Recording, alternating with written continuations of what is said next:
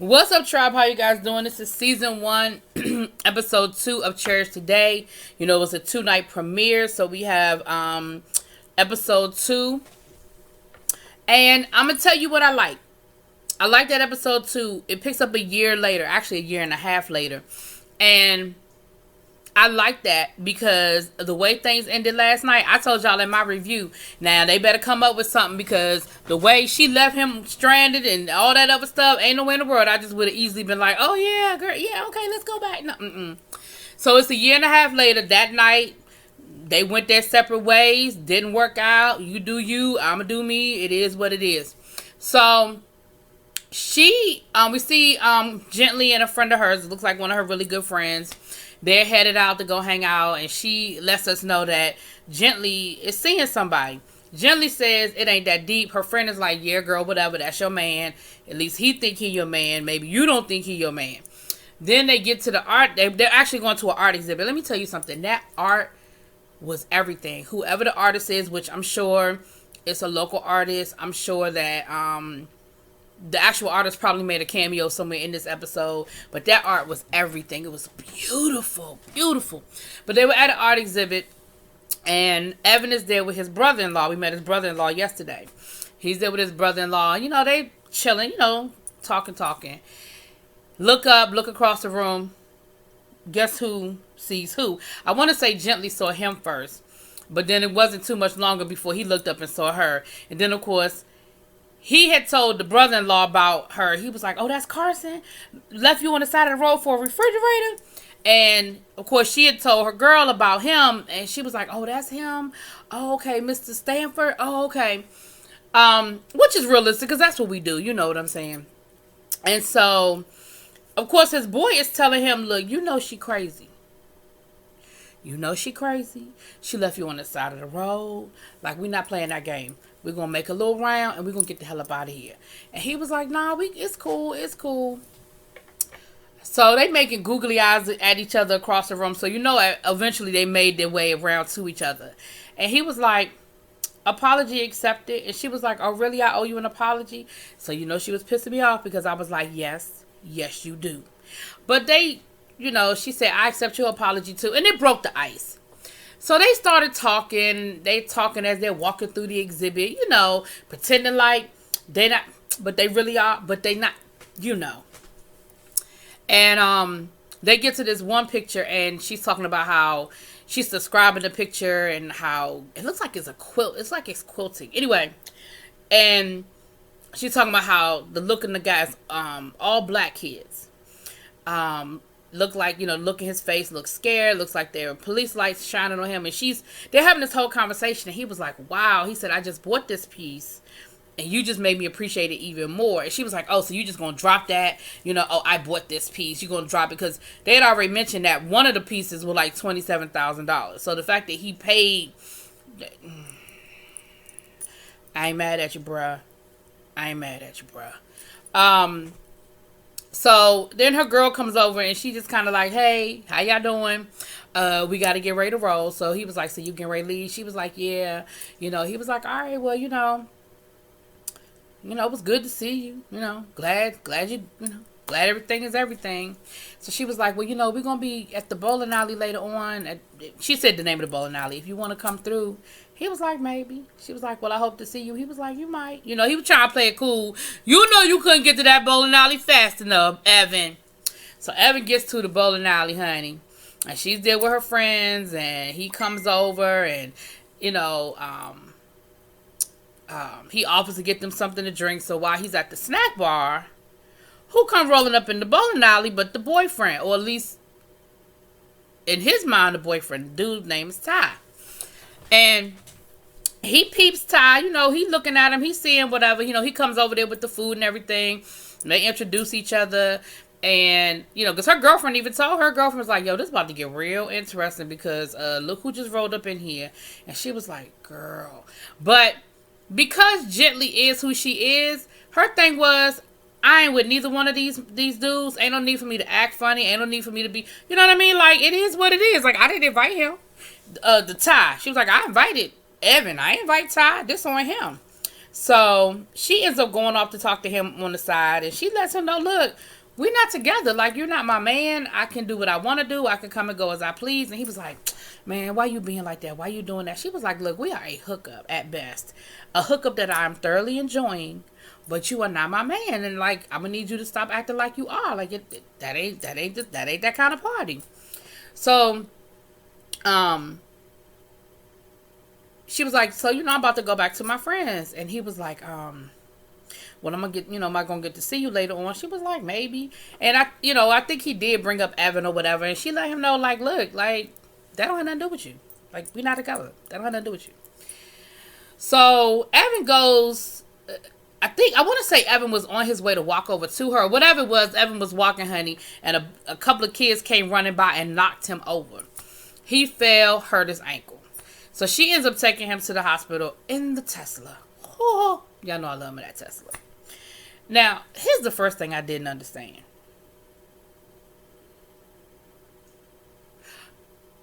Why you park in the parking lot when this boy got a broken ankle and made him walk from the parking lot to the front door? Why you ain't drop him off at the emergency room, go park the car and come back? Ain't that what normal people do? When you go to the emergency room, they drop you off, then they go pick. I know I'm nitpicking again. I'm just trying to figure out why we did that. But okay. She limps him. They limp on into the emergency room. And they must have went to the worst hospital in LA. Okay.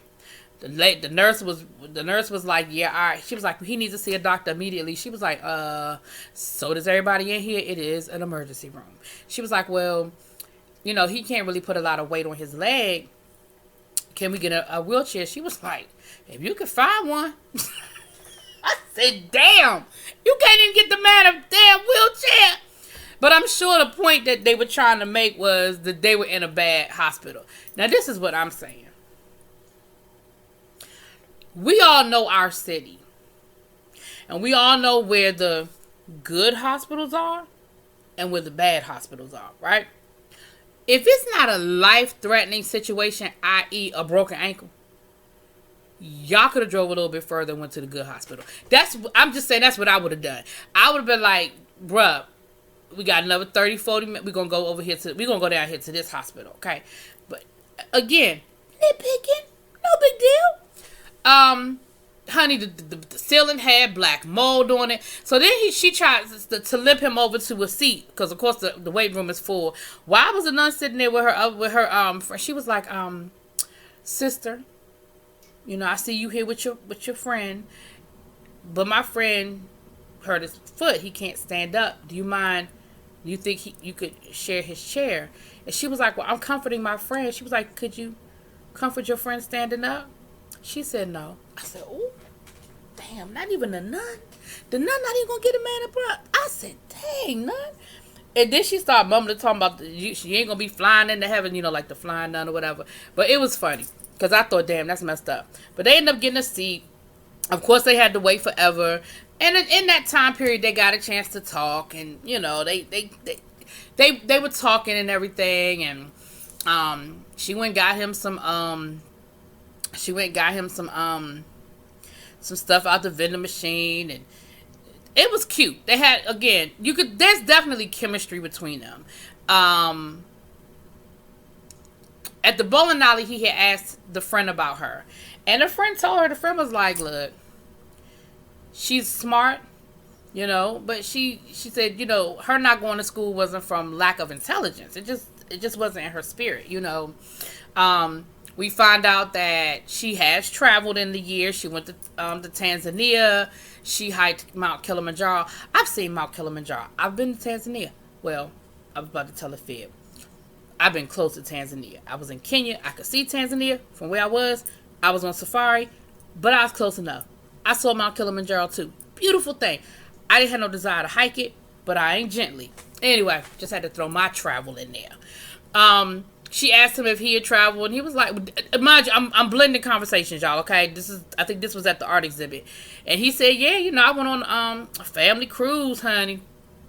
And she said, oh, really? He said, yeah, my family likes to do that, and my mom, we make her happy from time to time.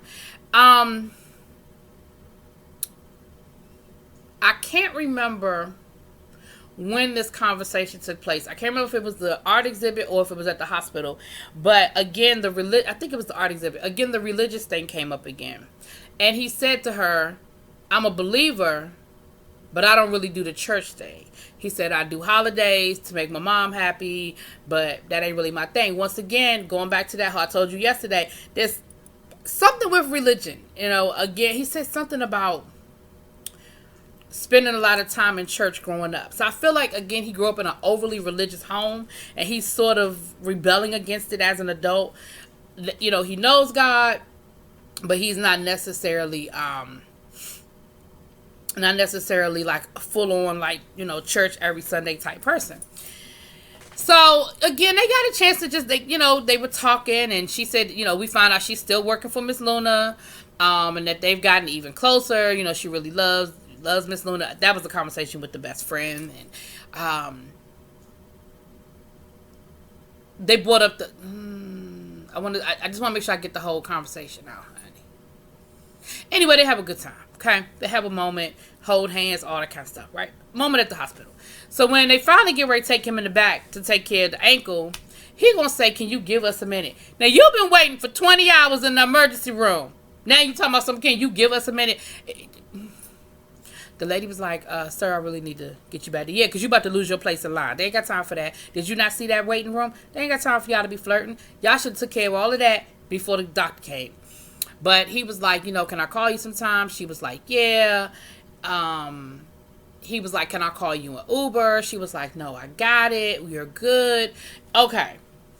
He goes in the back. He gets a boot put on his foot. He's on crutches. He calls his brother-in-law to come pick him up. Because the nurse was like, because he could barely walk on the crutches. The nurse was like, you can't drive home like that. Like, you need to get somebody to come and pick you up. So he ends up going outside to wait for his brother-in-law, and his Tesla pulls up, and it's valet. So I'm thinking to myself, if the hospital had valet parking, why you ain't valet the car when y'all first got there so he had to walk across the parking lot? Whatever. Anyway, and he was like, I didn't ask for my car. And the guy was like, she did. And she gently comes walking out. She never left. So she ends up taking him home. I thought that was sweet that she waited on him. She ended up taking him home. And, of course, he's got a badass house, honey. He got one of them smart houses. He walked in the door and was like, lights. And the lights came on and everything. He's a music lover. So they talking, and she was like, oh, my gosh, look at your music collection. He was like, yeah. She said, you must have thousands of albums. And he was like, yeah, I've been collecting music since I was in middle school. And so he said, you have any requests? And she said, no, you pick it. You play something. And so while they were at the hospital, she had told him how she wanted to, she had dreams of wanting to go to Zimbabwe, to Victoria Falls, how it's one of the, natural wonders of the world, and how she's going to make it there. And then that's when he was like, he said, I'm really going to travel one day. I really am. And so he played her album, a band called Wells Fargo. I never heard of Wells Fargo, but I liked the song they played. Come to find out, they are a band out of Zimbabwe before the name change, before colonization. And he told the story about how they'd been beaten by the secret police. They had to change the lyrics of the song. So this is a rare album that he was playing her. And she said, I just figured it out. And he was like, what? She said, this is how you travel. Because she's a get on the plane, go person. And he's always talking about, I'm going to go, I'm going to go, I'm going to go. And she was like, this is how you travel. And they just went from song to song to song. And she's dancing all around. And she's having a good time. And I'm really digging Gently now, right? I'm she's just a free spirit. She could care less. She is, no matter what he played, she got into it. He played her hard rock. He played her punk rock. They play everything, right? Then he ends up playing Ain't No Sunshine When She's Gone. And I'm going to be honest with y'all, for a minute, I thought that song meant something to her. And it may still come back later. But her whole demeanor changed. And it almost seemed as though she was staring off into space. And I was waiting for her to ask him to take the song off or something like that. Because I really felt like that song took her somewhere. I didn't know if it was like going to be connected to her dad or something like that. Like, I really did not know. But they just, kind of locked eyes and had a moment, and they ended up sitting next to each other on the couch. And he was telling her how, he was really ready to find some investors and really start his business. And again, I can't remember if this was at the hospital or not, whatever. And she remembered the name of his potential business and all of that. So they talked about that. And so then he says, so can we just talk about what happened? And she was like, do we really have to go there? Like, can we just enjoy the moment? And he was like, no, because I need to understand. Like, I really need to know what it was. Like, what happened? And she was like, see, you're doing it again. And he was like, what? And she said, you're pushing me. He said, well, I have a type A personality and I need to understand. She said, well, I don't like feeling like I'm being pushed into a corner. And again,